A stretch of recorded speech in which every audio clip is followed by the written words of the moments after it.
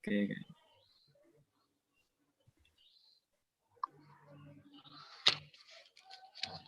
3, 2, 1, silakan, Kang Deddy. Bismillahirrahmanirrahim. Kita mulai ya, Ustaz. Baik, silakan. Assalamualaikum warahmatullahi wabarakatuh. Waalaikumsalam warahmatullahi wabarakatuh. Alhamdulillahirabbil alamin wassalatu wassalamu ala asrofil anbiya'i wal mursalin wa maulana Muhammadin wa ala alihi washabbihi ajmain. Innal hamdalillah nahmaduhu wa nasta'inuhu wa nastaghfiruhu wa na'udzu billahi min syururi anfusina wa min sayyiati a'malina. Wa yahdihillahu fala mudhillalah wa ma yudhlilhu fala hadiyalah. Asyhadu an la ilaha illallah wa asyhadu anna Muhammadar Rasulullah. Allahumma shalli ala Muhammad wa ala ali Muhammad. Amma ba'd. Terima kasih rekan-rekan yang hadir pada subuh ini, pagi hari ini, yang insya Allah kita akan kembali mendengarkan kajian dari Ustadz Fit Hizbullah Haidir dari asal Lamongan ya Ustadz ya. Ya, betul. Alhamdulillah hari ini terkait dengan godaan syaitan dalam mencari ilmu. Ini namanya juga mencari ilmu merupakan salah satu bagian dari ibadah ya Ustadz. Jadi dalam segala hal pun namanya syaitan, apalagi sesuatu yang sesuatu yang baik, sesuatu yang nilainya ibadah pasti akan selalu menjadi godaan dan gangguan oleh kaum mereka. Insya Allah subuh ini kita akan mendengarkan sendiri kajian ulasan Ustadz terkait dengan materi ini. Mudah-mudahan justru harapannya setelah kita mendengarkan kajian ini kita bisa membekali diri, bisa melindungi diri dari godaan setan dan tetap untuk bisa berikhtiar dalam mencari ilmu ya Ustadz. Karena memang dalam mencari ilmu ini sesuatu yang saya sendiri merasakan dalam segala hal ilmu bahwa ilmu itu tidak akan pernah habis. Yang habis kadang semangat kita. Nah ini apakah kehilangan semangat ini merupakan godaan dari setan? Ya Allah alam, nanti Ustadz Fit insya Allah akan menjelaskan dan memaparkan kajian ini. Mudah-mudahan rekan-rekan bisa menyimak dengan baik. Jika ada pertanyaan dipersilakan. Selain memang live, kita juga live juga ya di channel YouTube Madrasah Ukhuwah. Jadi teman-teman jika ingin menanya, silakan masuk ke Zoom dan bisa raise hand atau chat. Nanti kita akan sampaikan setelah Ustadz Fit menyelesaikan kajiannya. Tafadhol Ustadz, silakan Ustadz. Baik, terima kasih Kang Deddy, Mas Adit. Bismillahirrahmanirrahim. Assalamualaikum warahmatullahi wabarakatuh.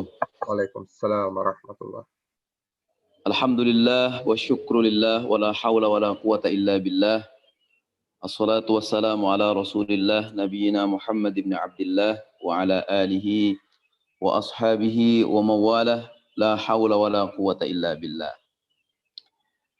لقد قال الله تعالى في القرآن الكريم أعوذ بالله من الشيطان الرجيم بسم الله الرحمن الرحيم قال يا إبليس ما لك ألا تكون مع الساجدين قال لم أكن لأسجد لبشر خلقته من صلصال من حمأ مسنون قال فاخرج منها فإنك رجيم وإنك عليك اللعنة إلى يوم الدين صدق الله العظيم وصدق رسوله الكريم ونحن على ذلك من الشاهدين والشاkirin.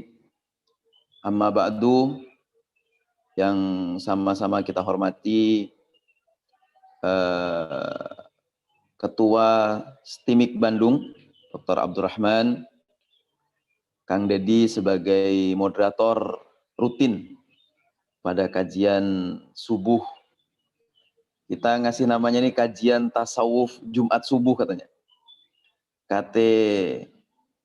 Kajian tasawuf KTJS, kajian tasawuf Jumat subuh, yang mungkin tagline-nya bisa kita ini kan bersihkan hati, raih sukses sejati, gitu kira-kira. Amin. Dan juga Mas Adit sebagai host dan operator dari kajian kita pagi ini. Alhamdulillah, kita patut bersyukur kepada Allah SWT atas berbagai macam nikmat kepada kita semua. Dan tentu saja nikmat ini seperti kita ketahui dan kita yakini, Allah memberikan nikmat yang tak terhitung untuk kita. Kita sendiri tidak mampu menghitungnya. Nikmat apapun itu, baik nikmat yang jasmaniyah ataupun nikmat yang ruhaniyah. Nikmatnya jasmaniyah saja kita nggak bisa menghitung kapan dan berapa kali kita berkedip dari bangun tidur sampai nanti tidur kita lagi, itu kita nggak bisa mampu menghitung nikmat itu. Nah, sehingga kita kemudian harus terus-menerus bersyukur baik kaulan ataupun fi'lan, yaitu bersyukur dengan lisan kita, dengan pikiran kita, dengan jasmani kita, dengan tubuh kita, dan juga dengan perbuatan-perbuatan yang mengarah kepada penghambaan kepada Allah SWT. Salawat dan salam mudah-mudahan selalu tercurahkan kepada junjungan kita Nabi besar Muhammad sallallahu alaihi wasallam. Mudah-mudahan kita selalu mendapatkan syafaat beliau, dan terutama ketika kita dikumpulkan di padang mahsyar kelak, kita diaku oleh beliau sebagai umatnya. Nah, ini jalan terbaik untuk mendapatkan surganya Allah, balasan terbaik dari Allah kalau kita mendapatkan syafaat dari beliau. Para partisipan dari kajian Madrasah Ukhuwah subuh pagi ini, tema kita adalah godaan setan dalam mencari ilmu. Ini apa benar ketika kita mencari ilmu atau dalam kebaikan-kebaikan itu setan tetap menggoda gitu. Ya memang setan akan tetap menggoda. Kenapa akan tetap menggoda? Itu sudah janjinya. Seperti di ayat yang saya baca tadi bahwa iblis itu memang bagian dari setan, bagian dari jin. Cuman bedanya kalau iblis itu yang suka membuat kita putus asa, kalau setan itu suka membuat kita semakin jauh dari Allah. Nah, jin ini memang ada yang muslim, ada yang mukmin, ada yang kafir. Karena itu kadang baik, kadang enggak jin itu. Sama sih kayak manusia juga begitu. Nah, jadi meskipun dalam kebaikan, setan itu akan tetap menggoda begitu. Nah, godaan-godaannya itu tentu saja godaan-godaan yang membuat kita semakin jauh atau bahkan selalu berputus asa terhadap rahmat Allah. Nah, itulah godaannya. Nah, jadi kita perlu mengingat itu dulu bahwa setan itu sudah berjanji. Iblis itu sudah berjanji. Ketika dia itu menggoda manusia, disuruh sujud kepada manusia dia nggak mau, dan setelah nggak mau sujud, Allah tanya ke dia, karena dia merasa sombong bahwa dia diciptakan dari api, kita diciptakan dari tanah, ngapain saya sujud sama Adam katanya. Nah, dia kemudian diminta pergi. Nah, iblis kemudian atau setan kemudian berjanji kan, janjinya adalah bahwa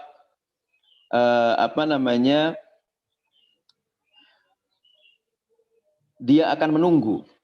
Qala rabbi fa'anzirni ila yaumi yub'atsun. Nah, kemudian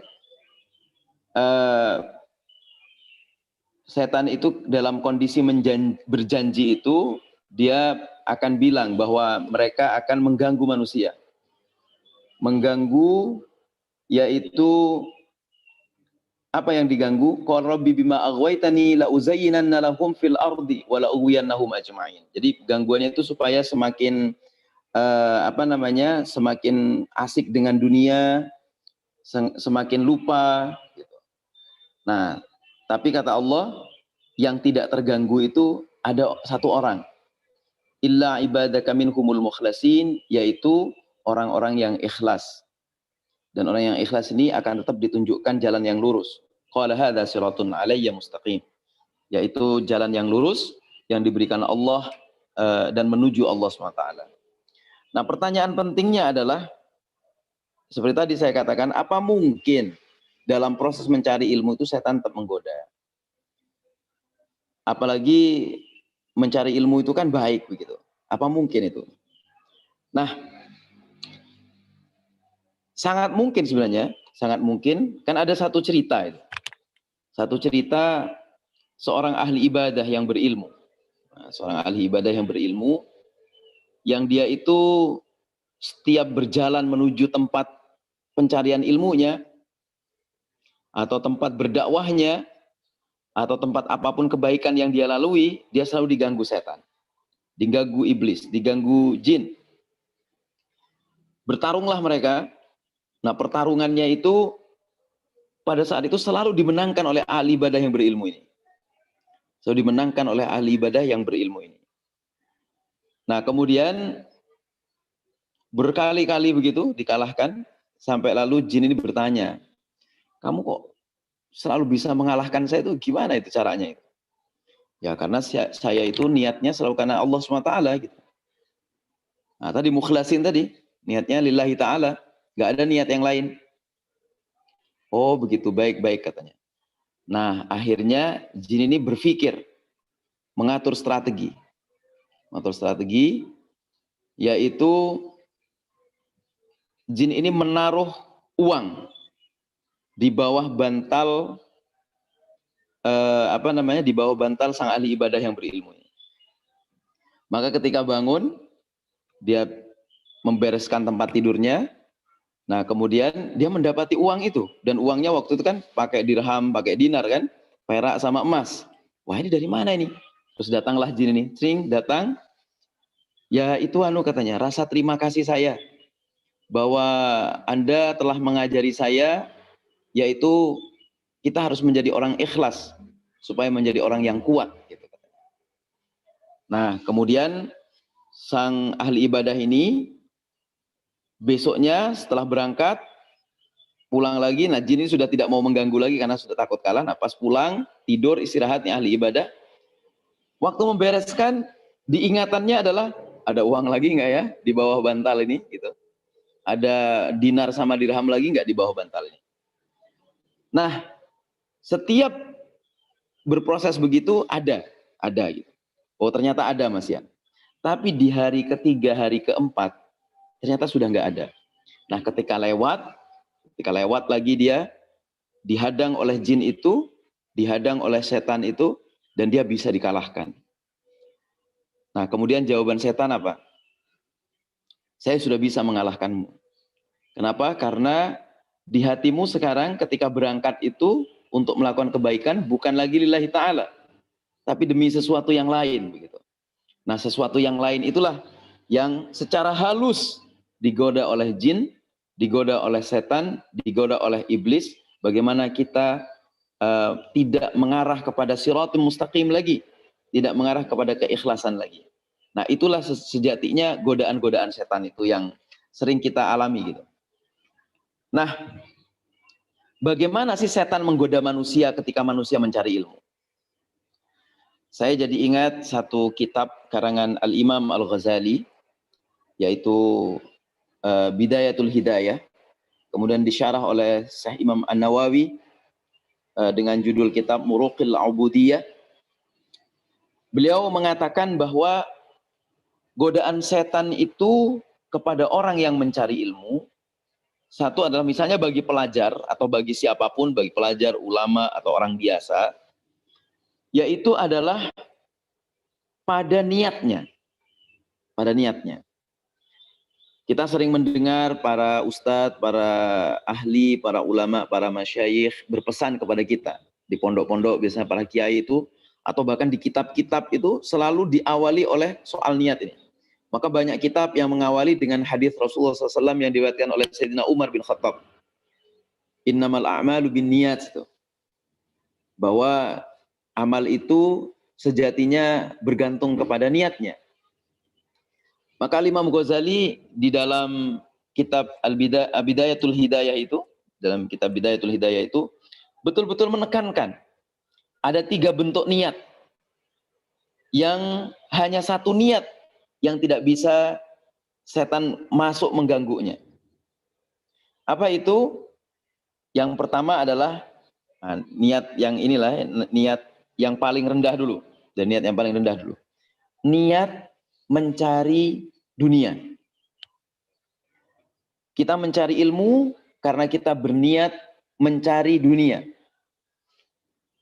Nah, ini belakangan ini menjadi poin yang perlu kita perhatikan betul.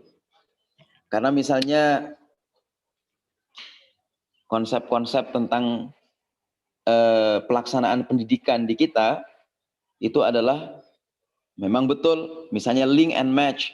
Pendidikan itu bagaimana kemudian bisa membuat kita memiliki pekerjaan dan meraih pekerjaan yang bagus.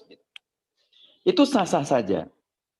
Yang dimaksud oleh Al-Imam Al-Ghazali bahwa niat karena dunia itu yang tidak boleh dan bahkan yang paling rendah adalah karena memang betul misalnya jurusannya X gitu, yang nanti kemungkinan akan bekerja di sini.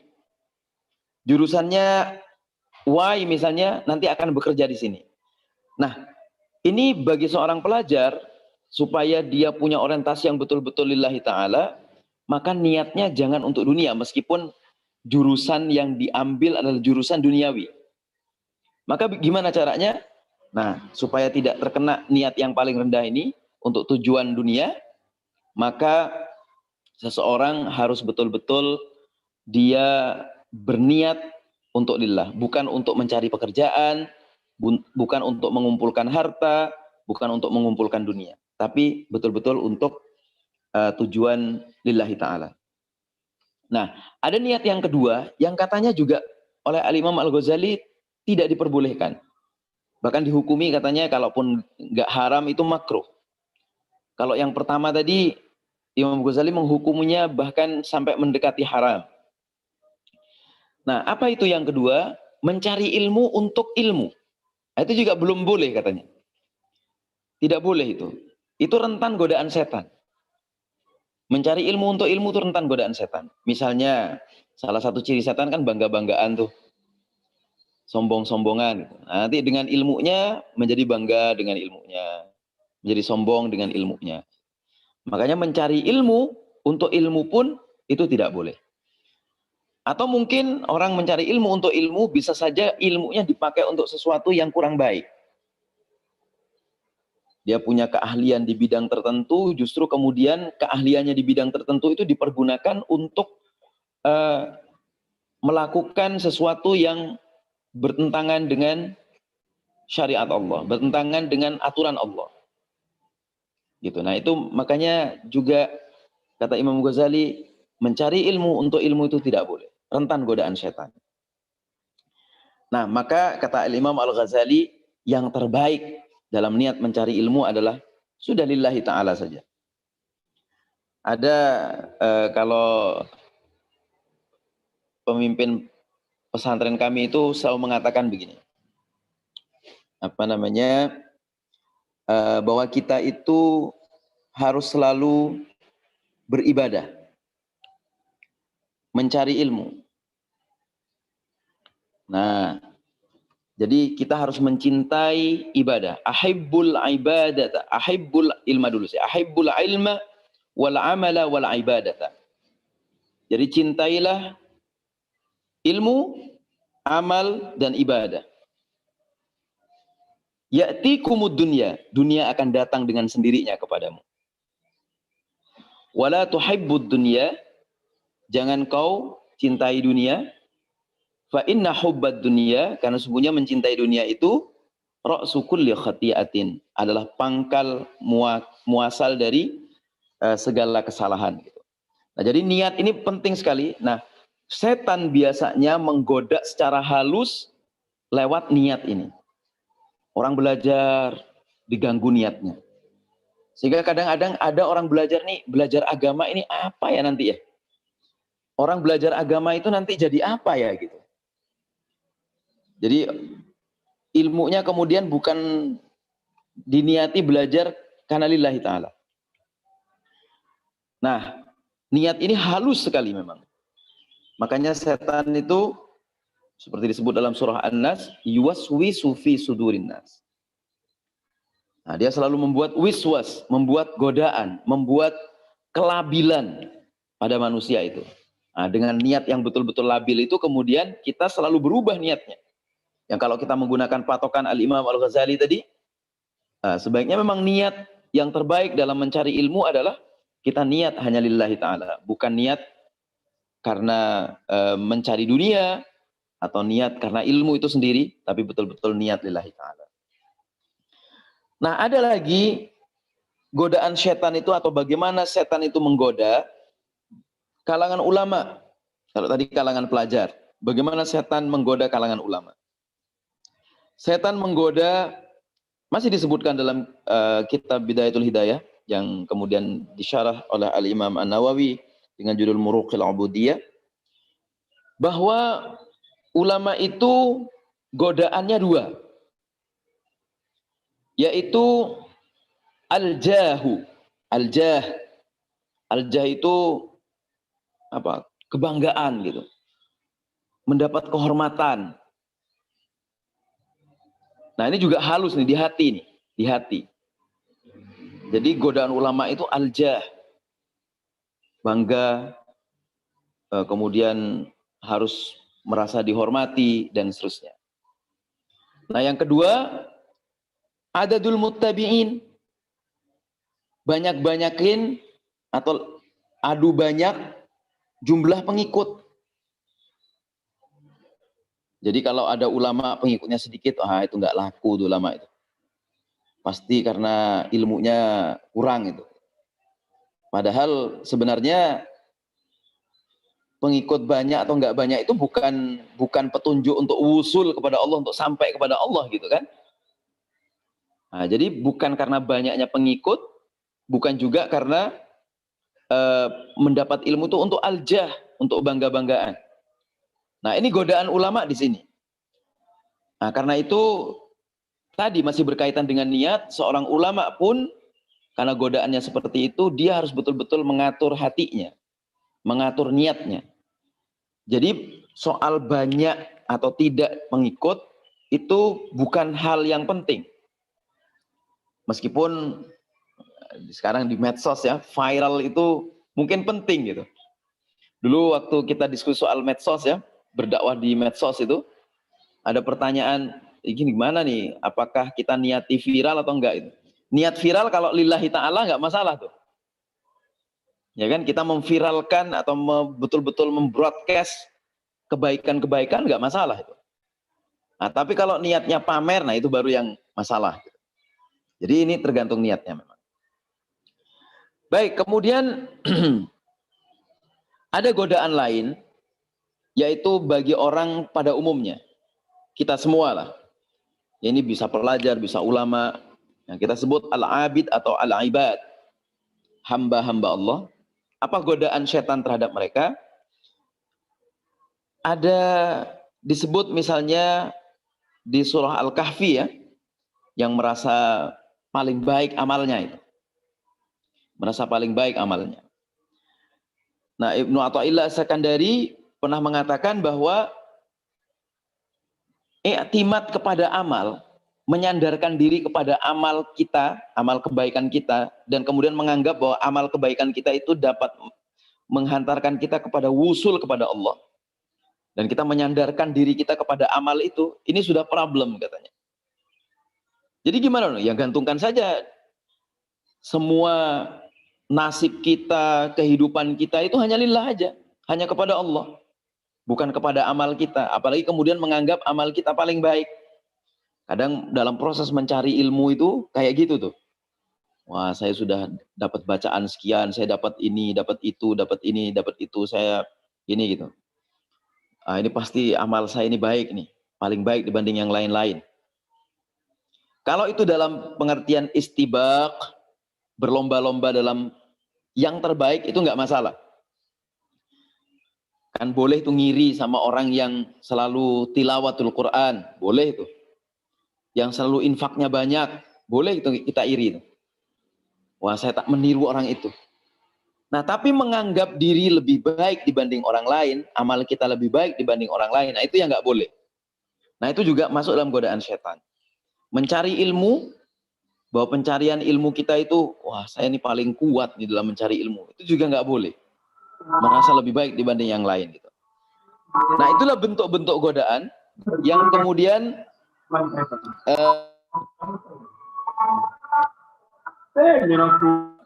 Dalam konteks niat kita, yang penting adalah bahwa kita itu sebenarnya dalam niat mencari ilmu itu apa yang paling urgent, apa yang paling penting di antara yang penting dalam niat mencari ilmu itu. Apakah mencari ilmu itu sendiri, atau kita dapat pengetahuan, atau apa?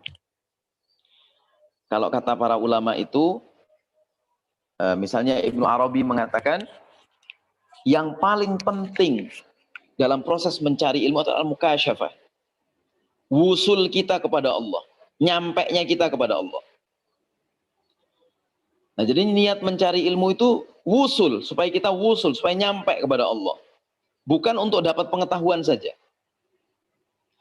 Nah, karena itu yang paling penting adalah karena kita harus wusul. Ini ada satu ajaran dari ulama itu begini.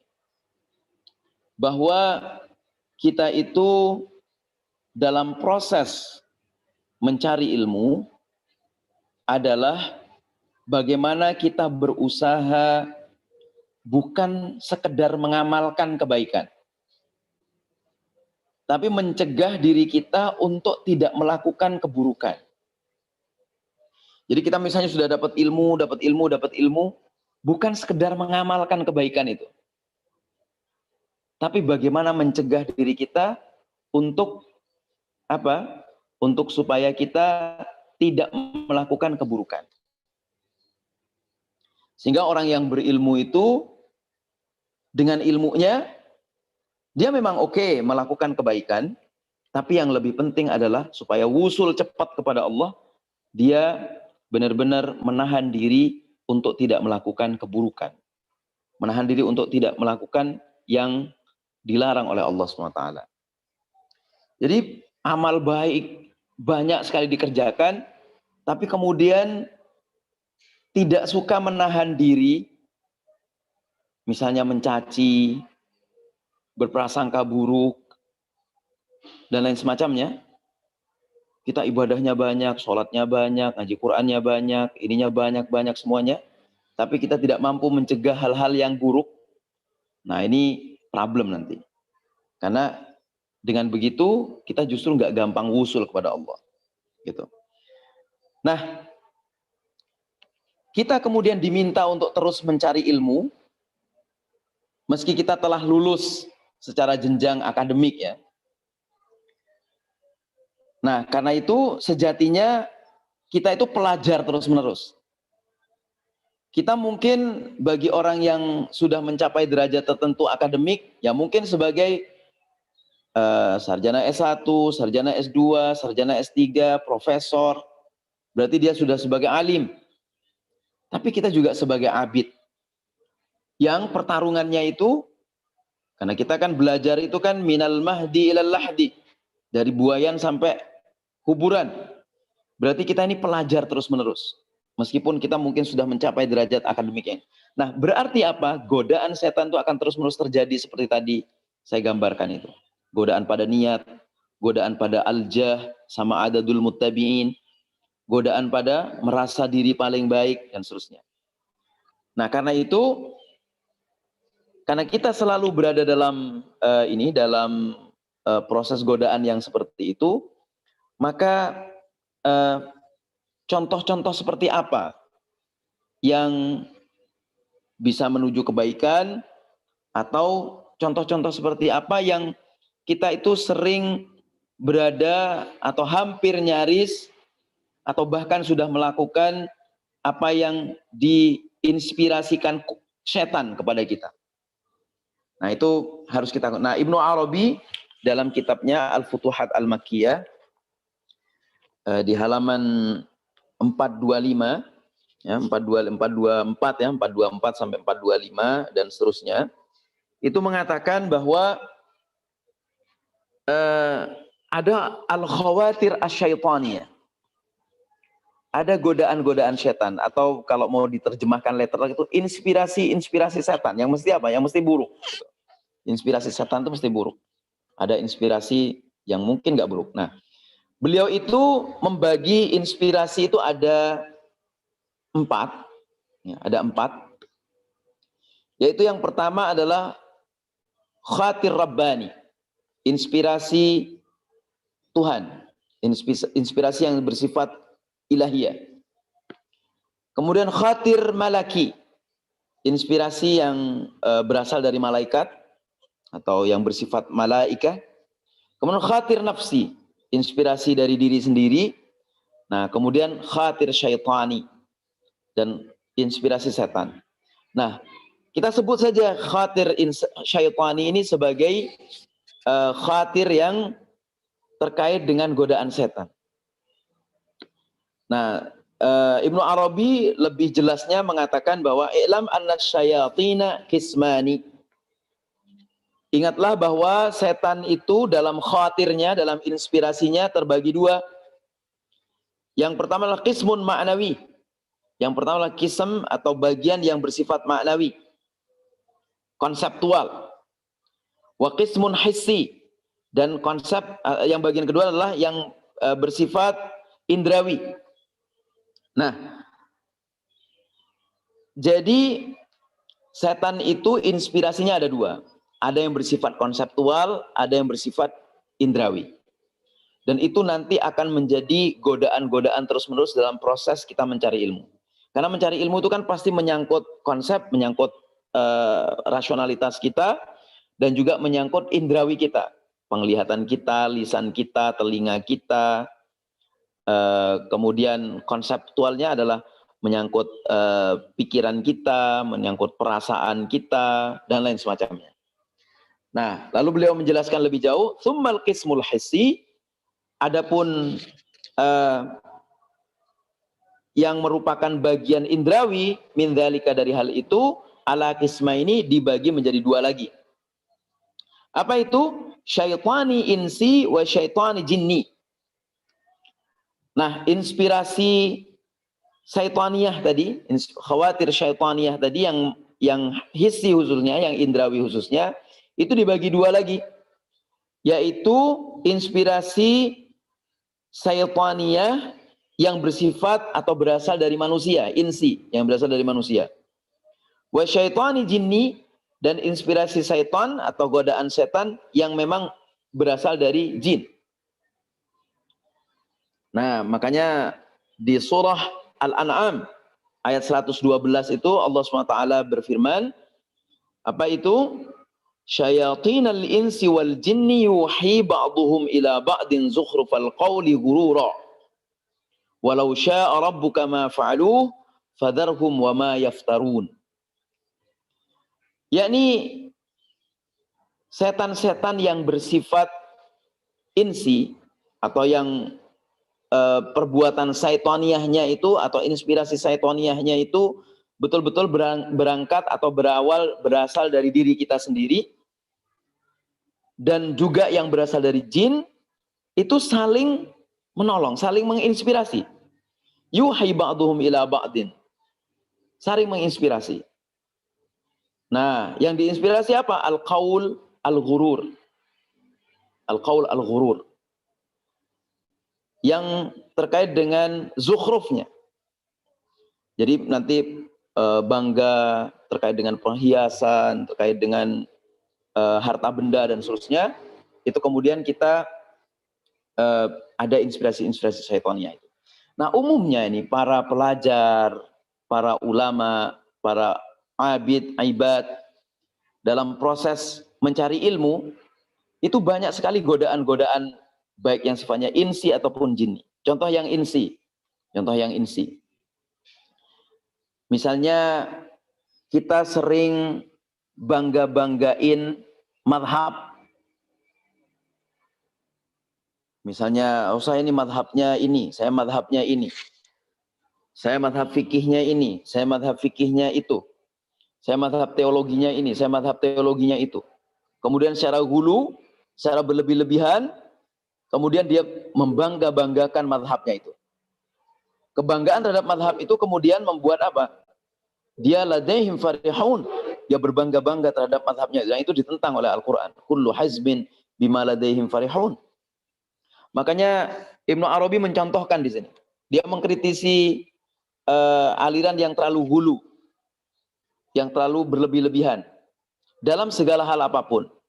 Itu termasuk syaitani insi katanya. Berasal dari konsepsi nafsi, konsepsi diri yang merasa bangga dengan mazhab-mazhabnya. Di kitab Mizanul Amal, Al-Imam Al-Ghazali itu mengatakan, mazhab itu bukan panitia surga. Meskipun dalam mazhab, ketika kita beramal yang baik, insya Allah menuju surga. Tapi mazhab ketika dibuat bangga-banggaan itu bukan panitia menuju surga. Gitu. Karena itu, termasuk syaitani insi adalah kita itu bangga, terlalu bangga dengan mazhab-mazhab kita. Harusnya gimana? Yang diajarkan oleh para ulama mazhab apa? Tasamuh, toleransi, saling toleran. Gitu. Kita memang harus memegang teguh mazhab kita. Misalnya saya mazhab, saya fikihnya fikih Syafi'i misalnya. Teologi saya teologi Asy'ari misalnya. Akidah saya akidah Asy'ariyah misalnya. Nah, saya tidak boleh merasa bangga dengan sebangga-bangganya kemudian nyalah-nyalahin mazhab lain. Nah, ini termasuk syaitani insi. Apalagi kemudian menganggap tokoh mazhab itu sebagai tokoh yang tidak salah. Itu juga apa? Juga termasuk syaitani insi katanya. Kata Ibnu Arabi di sini. Maka Ibnu Arabi di sini mengkritik teman-teman Syiah itu yang terlalu hulu terhadap Imam Ali misalnya, Sayyidina Ali itu dikritik di sini. Di halaman 425 itu. Tapi tidak sampai pada takfir. Tidak sampai pada mengkafirkan. Hanya mengkritisi kehuluannya. Karena itu bagian dari contoh syaitani insi. Nah, kalau syaitani jinni contohnya adalah, ya misalnya wiswas tadi, ragu. Nah ini agak tipis tuh. Kita misalnya ragu terhadap mazhab kita itu juga nggak boleh gitu. Kita pegang saja ini mazhab sebagai benar. Tapi kalau dalam proses belajar terus belajar saja. Ah, tapi nggak boleh ragu. Ya sudah yang dilaksanakan ketika sholat kita menggunakan fikih mazhab Syafi'i misalnya. Saya pernah ditanya sama santri itu, Ustadz, itu kok ada ya temen yang sholatnya itu ketika takbiratul ikhram muter-muter dulu. Diputer dulu. Muter kemudian dia sendakapnya itu agak ke kiri sedikit Ustadz. Itu gimana Ustadz? Ada dalilnya enggak? Gitu. Wah ini sudah dalil tuh. Gimana? Nasallu kama ra'aitumuni usolli. Semua mazhab itu sudah punya sanad sampai ke atas.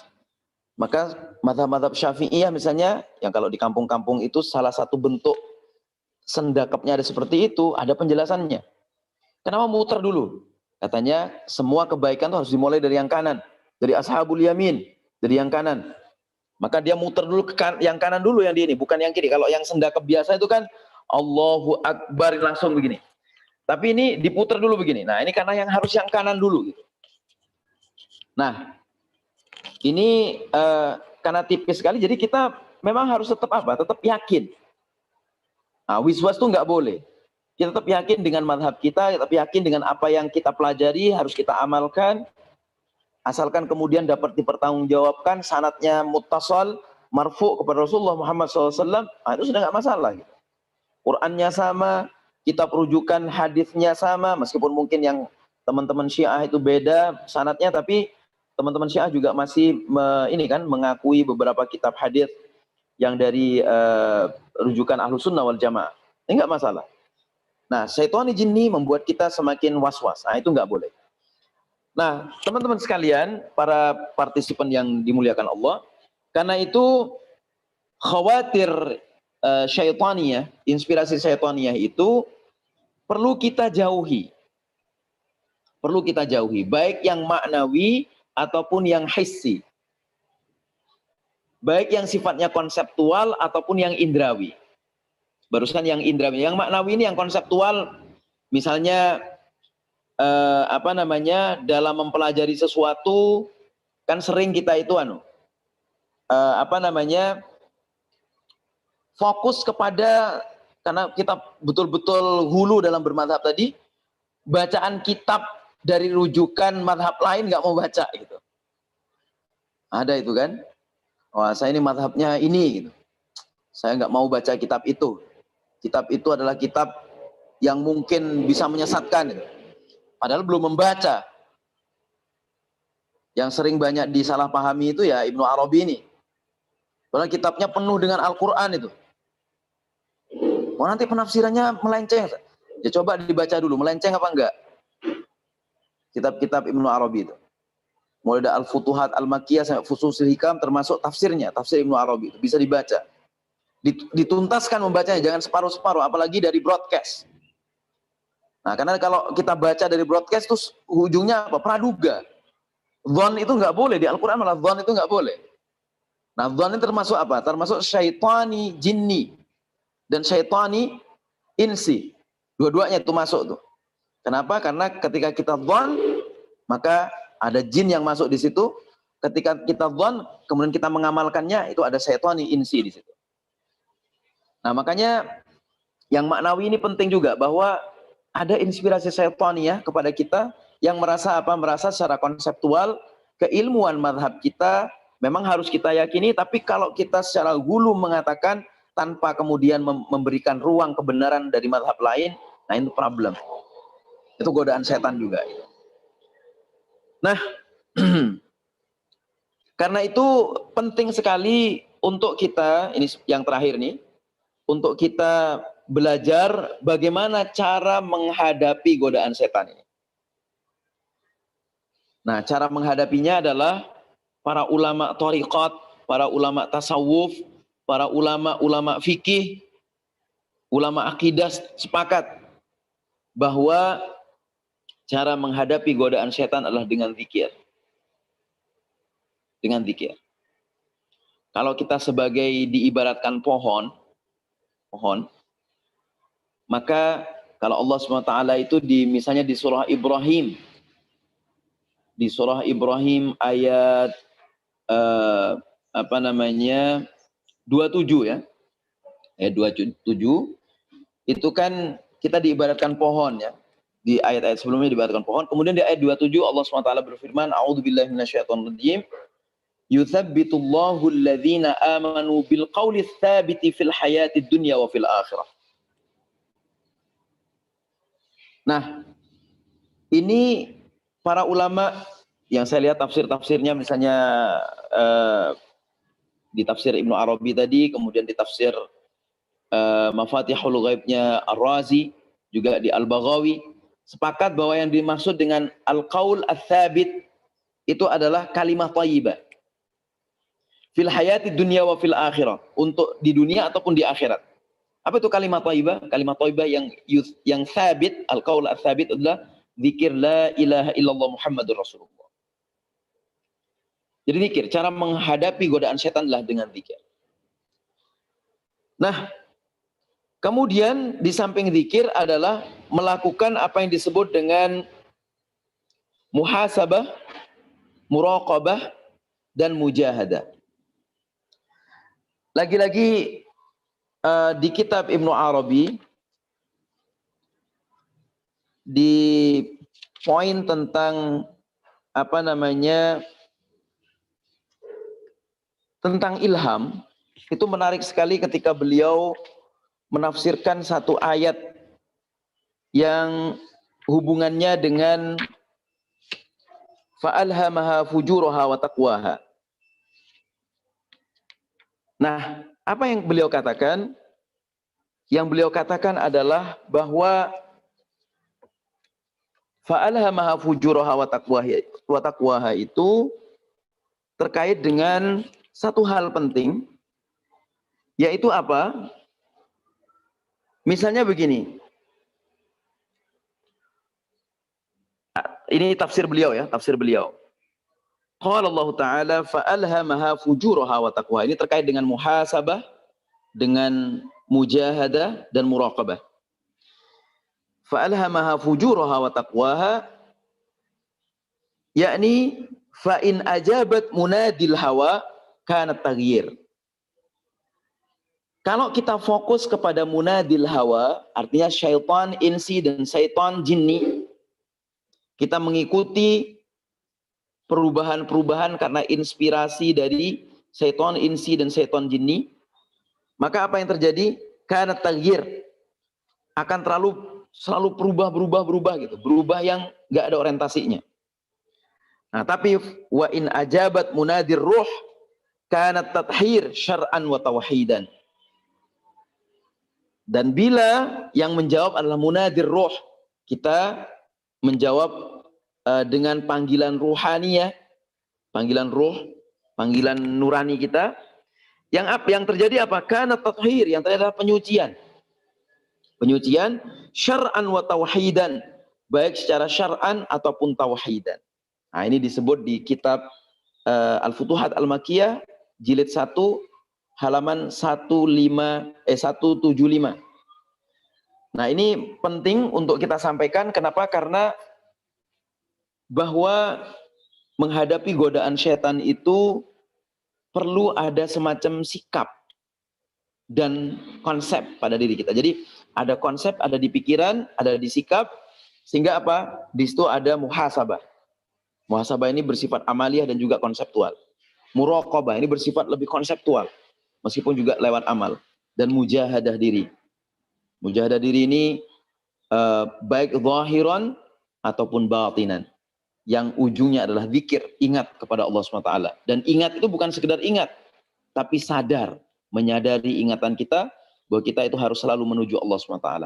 Nah, kita sebagai pelajar, sebagai ulama, sebagai abid, sebagai ibad, dalam proses mencari ilmu, kalau kita fokus kepada justru apa? Khawatir Rabbaniyah, inspirasi Rabbani, atau fokus kepada al-khawatir al-malaikah, khawatir al-malakiyah, ini inspirasi malaikat.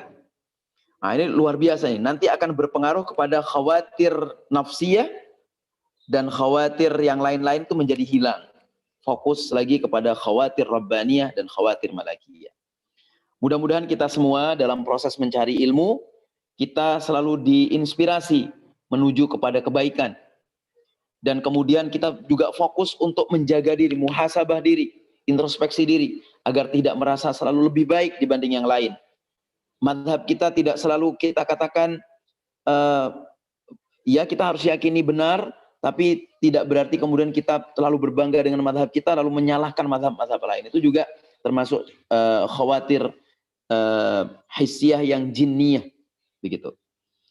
Mudah-mudahan kita semua selalu dilindungi Allah dalam proses mencari ilmu ini, sehingga kita insya Allah nanti dapat berjumpa Allah dengan diberjumpakan langsung dengan Allah. Seperti doanya Nabi Yusuf dan Nabi Yakub, tawaffana muslimin wa alhiqna bis-salihin.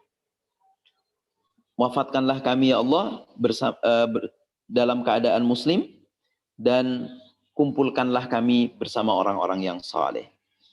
Sehingga kita wusul betul, nyampe kepada Allah dengan mukasyafah, dengan hati yang benar-benar sudah siap menghadap Allah SWT. Hadanallahu wa iyyakum. Wassalamualaikum warahmatullahi wabarakatuh. Waalaikumsalam warahmatullahi wabarakatuh. Jazakallah Ustaz. Cukup jelas ya penjelasan dari Ustaz. Jadi buat rekan-rekan dipersilakan jika ada yang bertanya. Jadi Ustaz, memang dalam menuntut ilmu, poin-poinnya juga yang jangan pernah dilupakan adalah akhlak, berarti Ustaz ya. Ya, betul. Akhlak di mana setan itu bukan hanya mengganggu untuk kita tidak melakukan ibadah, bahkan ada dalam beberapa hal justru kita akan dibuaikan dengan ibadahnya. Ya, tujuannya untuk membuat manusia salah satunya menyesatkan dalam bentuk riya. Jadi makin dikuatin ibadahnya justru tujuannya karena riya. Benar. Tepat sekali itu. Rekan-rekan jika ada pertanyaan kalau tidak salah Ustaz. Waduh, ya? Chat saya kehapus nih Ustaz. Mungkin di chat saya masih ada mungkin ya. Saya coba. Soalnya iya, saya sempat keluar masuk tadi. Ya. Mas Adit ada. Saya coba baca. Maaf ya Ustaz, saya hilang. Gak apa-apa. Baik, oke, ini ada pertanyaan dari Fitrian Nur. Ya, Fitrian Nur. Ya. Baik. Apa saja keutamaan para pencari ilmu dan penuntut ilmu? Benarkah hadis yang menyebutkan tulah ilmu sampai ke negeri Cina? Oke, kemudian Ini ada 3 pertanyaan. Saya jawab satu persatu insya Allah. Ya, apa saja keutamaan para pencari ilmu dan penuntut ilmu? Ya, para pencari ilmu itu memang sudah dicatat dia memiliki keutamaan yang banyak ya. Memiliki keutamaan yang banyak.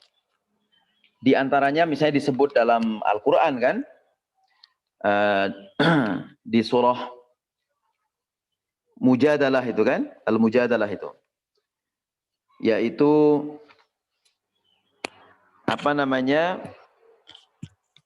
yang menegaskan betul tentang posisi orang yang memiliki ilmu. Yarfa'illahu alladhina amanu minkum walladhina utul ilma darajat. Nah, darajat ini dalam bentuk jamak. Dalam bentuk jamak. Nah, ada kitab tafsir, misalnya juga Mafatihul Ghaib, ya, menjelaskan tentang derajat ini, derajat keutamaan ini. Keutamaannya itu seperti apa ya? Keutamaan yang secara terperinci itu seperti apa yang diberikan oleh Allah kepada orang-orang yang berilmu ini. Gitu. Nah, karena itu penting untuk diketahui. Nah, derajatnya itu duniawiyan dan ukhrawiyan. Yang duniawiyah misalnya, gimana sih orang yang mencari ilmu? Kita itu kalau bekerja sama orang yang ada keahliannya, pasti kita tertolong kan? Kita menjadi enak bekerjanya. Sehingga kemudian kita kalau mau sebutlah misalnya membayar orang itu, lebih banyak memberikan pekerjaan sama orang itu. Nah, tentu saja penghasilan duniawiyahnya akan lebih banyak. Kemudian orang yang mempunyai ilmu, dia juga akan memiliki mansibah, memiliki status kedudukan yang cukup tinggi dibandingkan yang lain. Karena apa? Karena keilmuan itu membuat orang menjadi apa? Menjadi ya tadi berbeda dibanding yang lain. Bahkan dibanding orang yang tidak memiliki ilmu. Nah, di ayat sebelumnya atau di potongan ayat yang tadi saya baca yang sebelumnya kan, ya ayyuhalladzina amanu idza qila lakum tafassahu fil majalis fafsahu yafsahillahu lakum wa idza qila anshuzu fanshuzu yarfa'illahu alladhina amanu minkum walladzina utul ilma darajat wallahu bima ta'maluna khabir. Di antara derajat orang yang berilmu juga adalah terkait dengan yang potongan ayat sebelumnya, atau bahkan mukhatabnya itu ditekankan pada orang yang beriman kan, sehingga orang yang berilmu yang disertai iman itu pasti punya sikap yang keren. Apa itu sikapnya dan sifatnya? Jadi orang yang berilmu itu diangkat derajatnya karena punya sikap dan akhlak yang baik. Apa itu? Dia itu diperintah tafassahu fil majalis fafsahu yafsahillahu lakum. Jadi gambaran orang yang memberikan tempat yang leluasa kepada orang lain. Berarti apa? Dia itu tasamu. Memang orang yang semakin berilmu itu semakin rendah hati dan semakin tidak mau menyalahkan orang lain. Karena apa? Karena dia harus melakukan muhasabah diri terus-menerus. Bagi kami itu yang terpenting adalah bagaimana kami ini dapat menjalankan keilmuan kami dengan baik. Sudah kami muhasabah diri saja. Jadi kemudian dia akan lebih banyak terkait dengan sifat-sifat dan karakternya itu. Nah, darajat yang lain adalah yang ukhrawiyah. Apa derajat ukhrawiyahnya? Bahwa orang yang mencari ilmu, derajat ukhrawiyahnya itu apa? Ya, dia pasti akan mendapatkan surga. Dikatakan, katanya surganya adalah surga Firdaus. Surga Firdaus itu menurut informasi yang kita baca, ya kita juga belum pernah ke sana. Semua kita belum pernah ke sana ya. itu di lapis atau di tingkat keempat katanya. Di tingkat keempat. Jadi kalau kita baca atau kita tahu dari kitab kecil, ada kitab kecil itu apa namanya, surga-surga itu. Jadi gambaran surga-surga itu. Jadi gambaran-gambaran surga itu banyak. Itu ada di kitab yang digambar pakai pohon itu. Di cover kitab Dalailul Khairat itu ada itu. Ada surga-surga dan beserta tingkatannya. Jadi dia mendapatkan surga yang tinggi. Mendapatkan surga yang betul-betul apa namanya,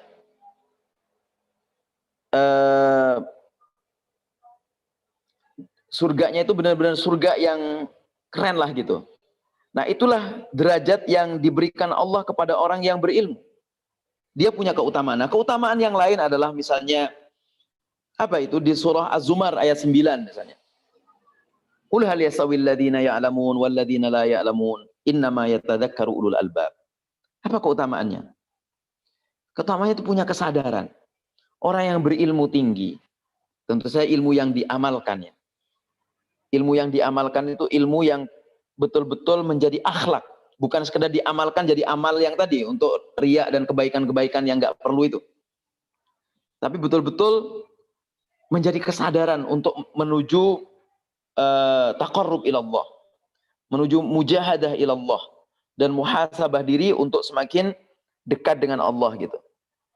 Nah, ini penting untuk kita ketahui. Kenapa? Karena kemudian bagian penting dari derajat itu adalah juga diantaranya kesadaran. Jadi kita misalnya membagi derajat orang yang berilmu. Ada orang berilmu hanya untuk ilmunya. Ada orang yang berilmu diamalkan. Ada yang berilmu untuk disebarkan. Ada yang orang berilmu untuk membuat legasi. Untuk pesantren, universitas, ada legasinya. Sehingga ada amal jariah terus-menerus nanti mengalir. Kemudian ada lagi misalnya berbentuk kesadaran akhlak yang luar biasa. Jadi orang ini sudah mempunyai legasi, memberikan uswah, kan luar biasa. Nah, derajatnya masih tinggi. Dunia ataupun akhirat. Itu sudah janji Allah SWT. Karena apa? Innama yatadzakkaru ulul albab. Nah, itulah ulul albab yang betul-betul dia memiliki kesadaran yang luar biasa. Nah, itulah jadi keutamaan orang berilmu itu Masya Allah banyak sekali. Nah, lalu tadi terkait dengan apa lagi ya pertanyaannya tadi, oh ya, tuntutlah ilmu sampai ke negeri Cina. Jadi ya, ini utlubul ilma walau bisin fa inna talabal ilmi faridatun ala kulli muslimin wa innal malaikata la tada'u ajnihataha li talibil ilmi ridwan bima yatlub. Ini lengkap hadisnya. Takhrij hadis ini seperti dikeluarkan apa namanya di dalam kitab Ad-Du'afa Al-Kabir atau dalam kitab Al-Kamil fi Ad-Du'afa disebutkan bahwa fihi kadzab, ada perawi yang bohong gitu, sehingga hadis ini disebut dhaif. Perawi ujungnya yang menerima dari Rasulullah Muhammad SAW adalah Anas bin Malik, al-muhadditsnya al-Ajluni. Tapi ada juga yang ini kalau Syekh Albani mengatakan hadis ini maudhu. Hadis ini maudhu. Ada juga yang mengatakan bahwa hadis ini dhaif saja. Dhaif sehingga sampai maudhu gitu. Nah, begini. Saya pernah belajar hadis ini, kitab hadis ini dari guru saya, dari kiai saya. Beliau mengatakan begini. Hadis ini secara riwayah memang dhaif. Bahkan kalau Syekh Albani tadi mengatakan maudhu. Tapi secara matan, secara isi, karena memang waktu itu peradaban Cina itu kan sudah luar biasa ya. Peradaban Cina sudah biasa. Jadi secara matan, historically, dia mengandung kebenaran. Secara matan. Jadi kan ada, jadi untuk menilai hadis itu juga bisa dari segi riwayah dan juga dirayah. Dari segi riwayat dan juga dari sisi matan dan makna mafhumnya. Nah, secara riwayah, kalau para ulama hadis ini sepertinya semuanya bersepakat bahwa hadis ini hadis dhaif. Bahkan ada yang sampai mengatakan maudhu. Nah, tapi saya ingin mengambil hikmahnya bahwa secara dirayah, secara matni, secara matannya, mafhum matannya itu ada mengandung kebenaran. Kenapa? Karena peradaban Cina waktu itu sudah ada. Kita atau Rasulullah SAW ketika hidup, peradaban Cina sudah ada. Dan saya kira Rasulullah mendengar. Rasulullah sempat kan berkirim surat banyak ke beberapa Kisra, ke beberapa raja waktu itu. Itu artinya informasi meskipun mungkin tidak secepat hari ini, informasi tentang kebesaran-kebesaran peradaban itu ada. Apalagi misalnya masyarakat Arab adalah masyarakat pedagang. Ke Syam, mungkin di Syam di situ tempat transit juga perdagangan.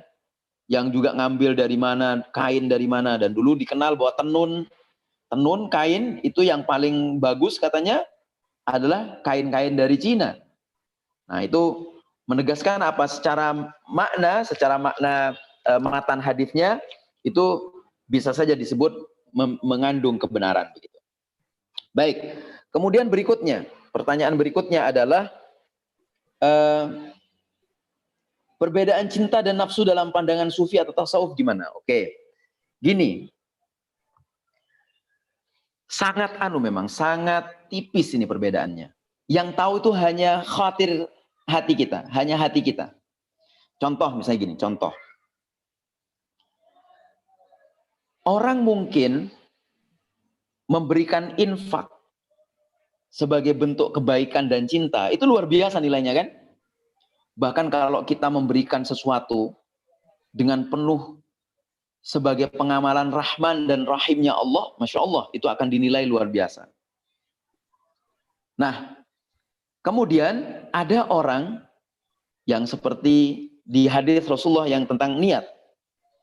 Ada orang memberikan sesuatu atau melakukan sesuatu karena misalnya ingin memiliki sesuatu itu saja. Bukan juga untuk mendapatkan ridha Allah. Nah, ini sudah pemberian, misalnya kita memberikan sesuatu kepada seorang mahal sekali dan seolah-olah ingin menyatakan cinta kita. Nah ini apa? Ini nafsu, karena kita hanya tertuju pada orang itu bukan lillahi ta'ala. Nah yang lebih ekstrim lagi begini, kita tahu misalnya ada seseorang sakit diabetes. Kemudian kita ini seolah-olah ingin dianggap suka, cinta, care sama orang ini. Ya kan? Care sama orang ini. Setiap malam, jam 8 ke atas, kita ajak orang ini makan. Wah semua, ininya kita turuti lah. Apakah itu termasuk cinta, atau kita justru punya niat yang buruk sama orang ini? Nah, apakah kita didorong nafsu kita untuk justru menjerumuskan orang ini semakin jatuh dalam kesakitan? Nah, dalam pandangan sufi, cinta itu dan nafsu sangat tipis. Intinya adalah lillahi ta'ala. Tapi inti yang juga lain dari itu adalah tidak melanggar syariat. Jadi prinsipnya niatnya baik, perbuatannya juga baik, dan tidak melanggar syariat. Nah ini penting ini. Jadi dengan begitu kemudian dia akan menghasilkan satu prinsip-prinsip cinta. Dan yang lebih penting lagi warok juga. Warok itu bukan belakang ya, tapi warok pakai ain, kehati-hatian. Menjaga diri kita betul-betul tidak melanggar syariat Allah. Hatta kepada sesuatu yang kecil. Ada satu kisah kan, bagaimana Bayazid Al-Bustami itu pergi dari kampungnya menuju ke kampung yang lain. Dan jaraknya katanya jauh sekali ya. Zaman itu orang mungkin naik onta ya. Naik onta. Perjalanannya panjang, bisa seminggu. Nah, pas nyampe ke rumahnya, ada 2 ekor semut. 2 ekor semut yang ngikut di saku, di tasnya. Wah, apa yang kemudian membuat Bayazid Al-Bustami terkejut dengan ini? Wah, ini pasti semut di daerah itu gitu, karena saya nggak pernah bawa semut ini. Apa yang dilakukan oleh Bayazid Al-Bustami? Karena khawatir semut ini dicari anaknya kalau dia induk, atau dicari ibu bapaknya kalau dia anak, maka dia balik lagi ke tempat dia pergi tadi, yang itu juga makan waktu yang panjang, langsung ke sana untuk mengembalikan semut ini ke tempatnya semula. Masya Allah, kan itu artinya ini cinta yang benar-benar dipenuhi oleh kehati-hatian. Begitu. Nah, mudah-mudahan menjawab ya. Nah, juga kalau kita mengikuti mazhabnya Robi Al-Adawiyah, cinta itu adalah cinta Allah aja, nggak ada yang lain gitu. Cintanya cinta Allah aja, gitu. Nggak ada yang lain. Nah, kemudian kalau Maulana Rumi gimana cinta itu? Cinta itu tauhid. Ibnu Arabi juga mengatakan cinta itu tauhid. Ya, udah sama, kayak Robi Al-Adawiyah tadi kan, cinta itu Allah saja. Itu kan tauhid. Kalau secara eksplisit Robi Al-Adawiyah mengatakan cinta itu saya tidak mau surga, juga tidak mau neraka, saya cuma mau engkau saja ya Allah gitu. Ibnu Arabi sama Maulana Rumi mengatakan cinta itu ekspresi tauhid. Di pertemuan yang pertama dulu, ketika disebutkan Maulana Rumi mengetuk pintu Samsuddin Tabriz, gurunya, jawabannya ketika dibilang aku, katanya. Apa jawaban Samsuddin Tabriz? Tidak ada 2 aku di dalam rumah ini. Atau rumah ini tidak menerima 2 aku di dalamnya. Nah, ketika dijawab aku dan kamu, itu jawabannya rumah ini tidak menerima orang yang ragu-ragu, katanya gitu. Nah, artinya apa? Jadi cinta itu betul-betul tauhid itu. Nah, lalu amal bergantung kepada niatnya. Bagaimana agar niat kita selalu terjaga? Gini, kita ini kan manusia. Manusia itu punya sifat jinni juga. Seperti tadi dikatakan oleh Ibnu Arabi. Secara hissi kita itu insi dan jinni. Jadi kita selalu akan dalam godaan terus-menerus. Nah, dalam proses seperti itu, bagaimana kita caranya supaya tetap dapat menjaga niat? Ketika niat kita berubah, jadi niat awal, makanya dalam istilah filsafat, niat itu disebut asumsi. Jadi asumsi pertama kita itu harus betul lillah. Kemudian berangkat lillah. Di tengah jalan ada godaan lagi, misalnya aduh kok gini, istighfar, balik lagi, luruskan niat lagi kita. Makanya ada namanya tajdidun niyah, pembaharuan niat. Jadi kita memang harus selalu melakukan pembaharuan niat, yaitu bahwa niat kita itu harus diperbaharui. Supaya apa? Supaya kita tetap dalam koridor siratan mustaqim. Siratum mustaqim, yaitu jalan yang lurus. Gitu. Nah, ini penting supaya apa? Supaya niat kita tadi tidak terombang-ambing ke sana kemari. Nah, lalu ini dia sekaligus menjawab yang dari Bapak Haji Maulana ya. Saya mau tanya bagaimana memantapkan hati sebagai pencari ilmu supaya tidak terombang-ambing. Nah, tambahan lagi adalah jadi kita di awal harus berniat yang baik, di tengah jalan kita melenceng niatnya, kembalikan lagi istighfar, kembalikan lagi banyak baca sholawat, banyak baca tahlil, la ilaha illallah hasbunallah wa ni'mal wakil, la haula wala quwata illa billahil azim. Kita betul-betul niat, luruskan niat lagi, tajdidun niyah lagi. Nah, terombang-ambing ini macam-macam. Terombang-ambing karena jurusan misalnya. Aduh, saya ini pingin jadi dokter Ustadz, saya ini pingin jadi ahli ekonomi Ustadz, saya pingin jadi ini. Terombang-ambing, nggak jelas-jelas jurusannya. Nah, kayak gitu itu sebenarnya karena kita ini orientasinya tadi cari kerja gitu. Harusnya apa? Belajar aja. Ulama zaman dulu tuh belajar aja sampai selesai. Gitu. Belajar fikih selesai, belajar hadis selesai, belajar Quran selesai, belajar akidah selesai. Gitu. Nah, mondok di beberapa pondok sampai selesai di pondok itu ilmu ustadznya, ilmu kiai sampai selesai aja. Nah, tapi sekarang karena memang seperti itu kondisinya, gimana Ustadz? Ya sudah, jurusan mantapkan sesuai dengan passion, sesuai dengan kemampuan, nah, lakukan yang terbaik. Niatkan yang terbaik, lakukan yang terbaik. Itu insya Allah kita tidak akan terombang-ambing. Kadang milih tempatnya juga, aduh saya mau kuliah di Mesir, saya mau kuliah di Yordania, saya mau kuliah di Yaman, tempat itu nggak terlalu penting. Yang terpenting adalah niat sama bagaimana kita melakukan yang terbaik. Kita bisa belajar di sebuah kampung, di desa, atau di mana saja, tapi kemudian kita niatnya baik, kita melakukan yang terbaik, kita melakukan pembelajaran pada diri kita, membaca yang baik, melatih diri kita, baik secara keilmuan, secara ruhani, itu insya Allah akan menjadi jalan keberhasilan. Kayak gitu. Nah itulah, jadi jangan terombang-ambing. Kemudian, dalam perbuatan maupun ibadah, apakah diperbolehkan memiliki dua niat? Misalnya bekerja untuk meraih ridha Allah dan memperoleh ma'isyah. Atau agar saum memperoleh ridha Allah dan agar sehat. Oh boleh, boleh ini. Boleh, yang penting ada ridha Allahnya itu loh. Mencari ma'isyah, mendapatkan ma'isyah, itu kan juga kewajiban. Mencari nafkah itu wajib loh. Nah makanya misalnya cari kerja. Cari kerja itu, ya Allah. Tapi kalau mencari kerja untuk ma'isyah saja nggak boleh. Jadi niatnya boleh dua. Ya Allah, saya mencari, saya berangkat bekerja ini, mudah-mudahan mendapat ridho-Mu ya Allah, dan mudah-mudahan Engkau beri aku rizki yang halal ya Allah sebagai nafkah untuk keluargaku.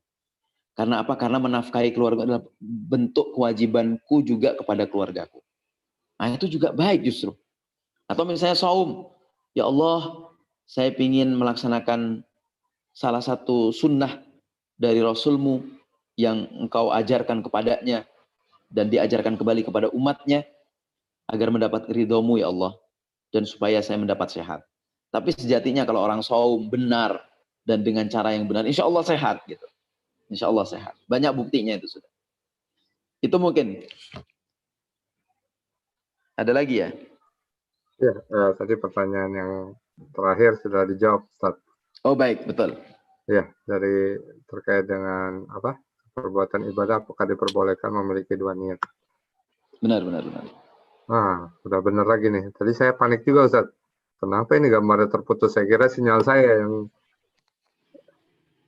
Ternyata gambarnya jadi bolak-balik ya, karena saya pakai handphone ini.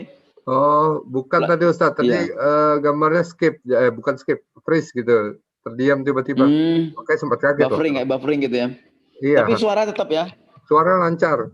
Makanya saya kira saya mau Alhamdulillah. terputus. Alhamdulillah. Mudah-mudahan itu semua bisa terjawab, rekan-rekan. Ada lagi pertanyaan? Silakan. Kita masih tunggu, masih ada waktu, Ustaz ya. Masih insya Allah. Dipersilakan rekan-rekan. Jika ada pertanyaan kembali terkait masalah niat. Jadi tadi memang menarik, Ustaz. Jadi materi ini ada terkait sama ibadah, ada terkait dengan gangguan setan juga. Tadi pagi juga pas bangun tidur sempat membaca tuh. Ada beberapa termasuk godaan-godaan setan yang menarik.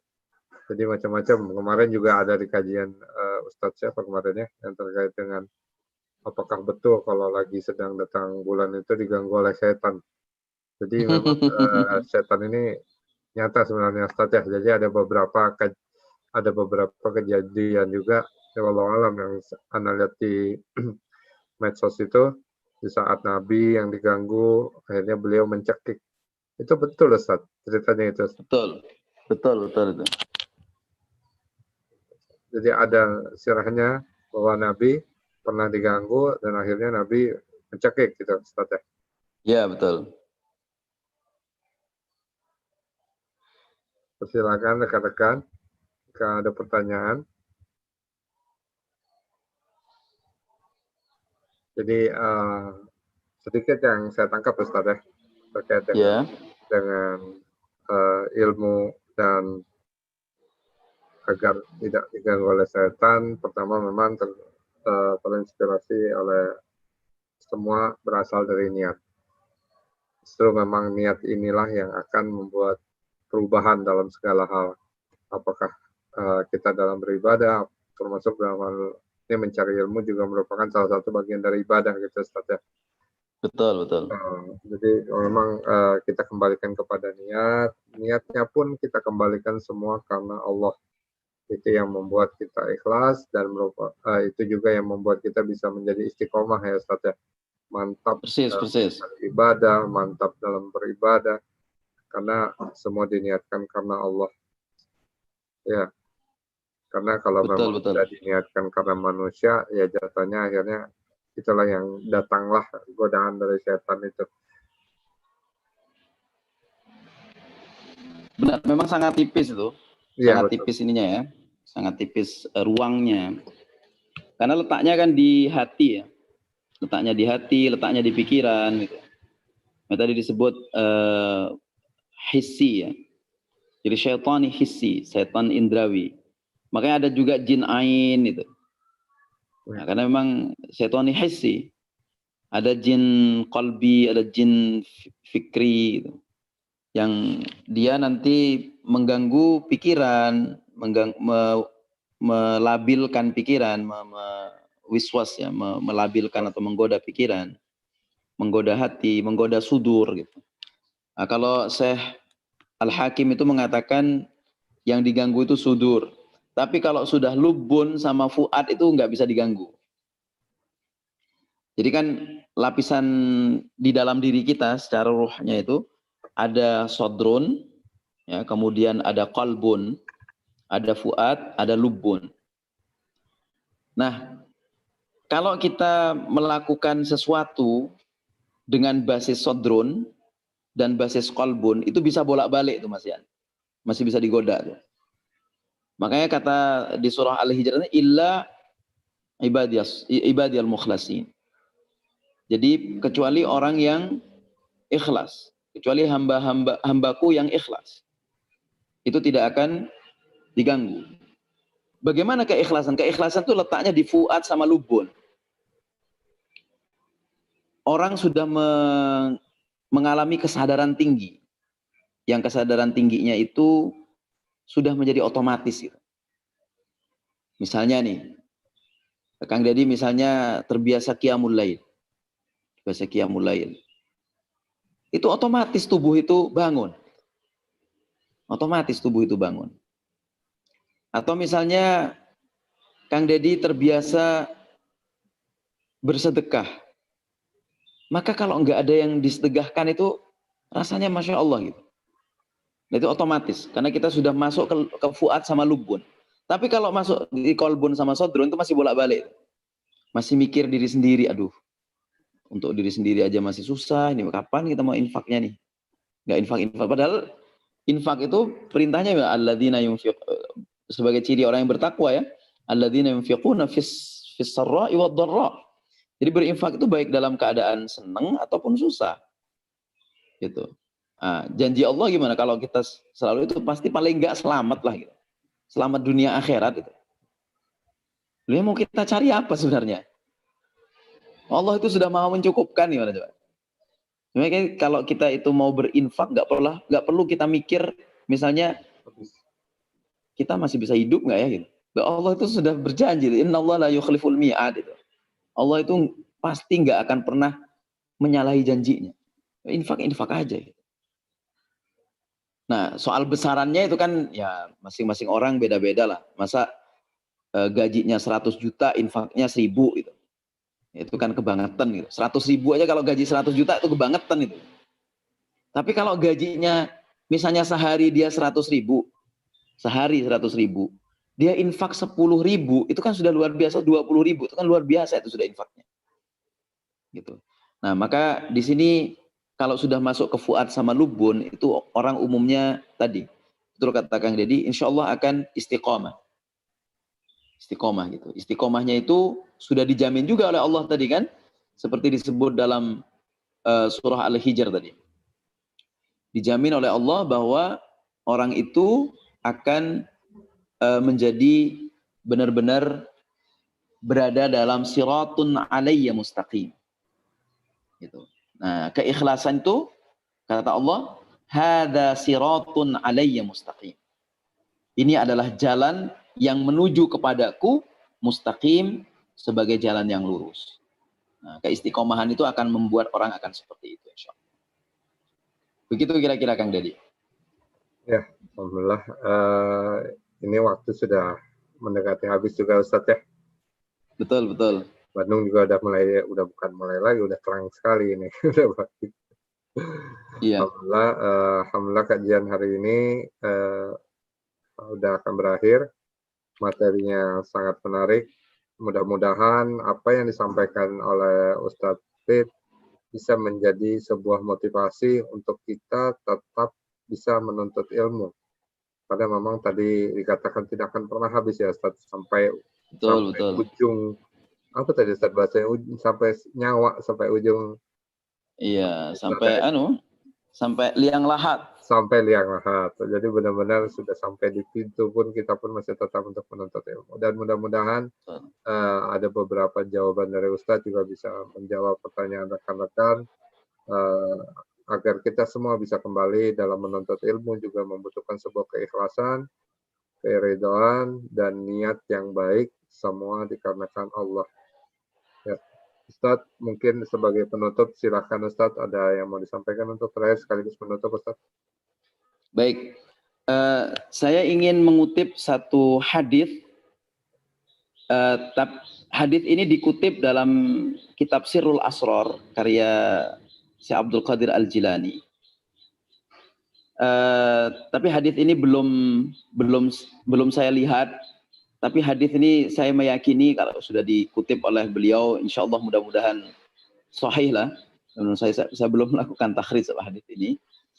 Hadis ini fima ma'nahu begini mengatakan, barang siapa yang belajar Al-Quran, dan dia itu belum selesai mempelajarinya.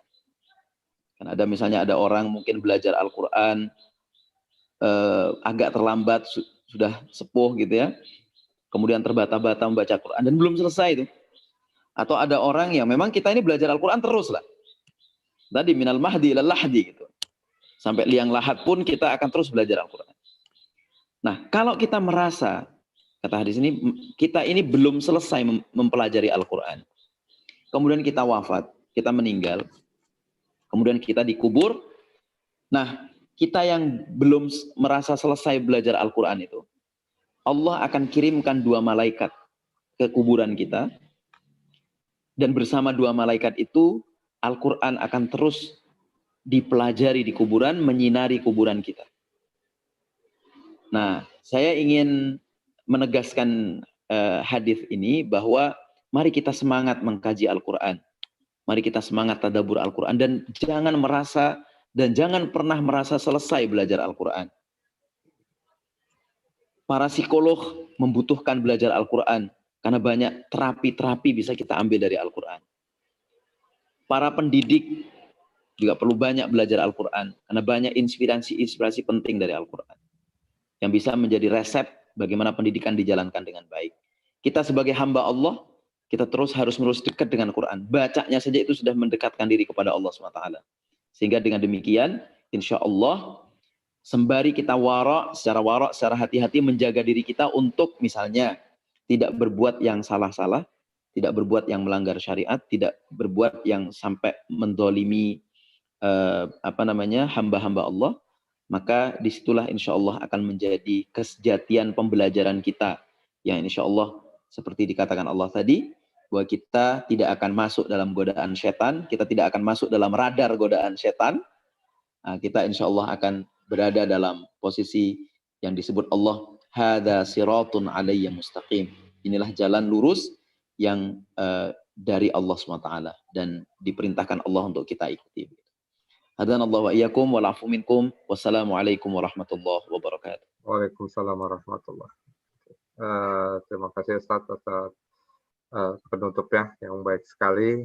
Ini jadi malah saya sangat berharap nanti Ustadz lagi juga akan mengkaji lagi terkait dengan tadi sebuah motivasi mungkin Ustadz agar kita bisa terus bisa belajar dari Al-Quran. Apakah harus dimulai dari mana dan bla bla bla segala macam. Mudah-mudahan bisa jadi materi selanjutnya ya Ustadz ya. Insyaallah. Ini juga alhamdulillah, mudah-mudahan kita semua mendapatkan hidayah untuk bisa kembali mempelajari Al-Quran yang mungkin selama ini ibaratnya kalau dari kecil cuma diajarin ngaji Ustaz. Ngajarinnya ngaji doang. Habis itu setelah itu belajar benar ngaji. Yang mudah-mudahan nanti pelan-pelan ada sebuah motivasi yang bisa disampaikan oleh Ustadz agar kita bisa memperdalam sendiri tentang apa-apa aja yang ada di dalam Al-Quran. Karena betul kata Ustadz, sekali lagi setelah yang suka lihat di medsos, ada bahkan beberapa orang terinspirasi dengan isi Al-Quran yang bahwa ada beberapa hal yang sudah sebenarnya dijelaskan sama Al-Quran, cuma kita baru sadar gitu Ustaz ya, terutama dalam keilmuan. Oke, kita akhiri mungkin pertemuan kali ini, kita tutup dengan doa kafaratul majelis. Subhanakallahumma wa bihamdika asyhadu an la ilaha illa anta astaghfiruka wa atubu ilaik. Terima kasih Ustadz, mudah-mudahan sehat. Sama-sama Kang Deddy. Ketemu lagi minggu depan dalam kajian Madrasah Ukhuwah. Kita tutup wabillahi taufiq wal hidayah. Assalamualaikum warahmatullahi wabarakatuh. Waalaikumsalam warahmatullahi wabarakatuh. Makasih Kang Deddy, Kang Adit dan seluruh tim. Saya langsung live habis ini. Ya, Ustaz. Terima kasih banyak. Sehat Ustaz.